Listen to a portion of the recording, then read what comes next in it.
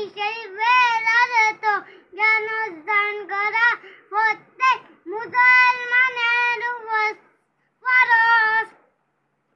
6 নম্বর হাদিস শরীফ আত-তাহীরু শাতরুল ঈমান। 6 নম্বর হাদিস শরীফের অর্থ পবিত্রতা ঈমানের অঙ্গ। 5 নম্বর হাদিস শরীফ মিফতাহুল জান্নাতিস সালাহ।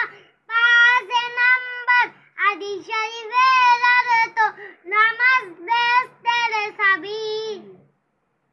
মাশাআল্লাহ মাশাআল্লাহ।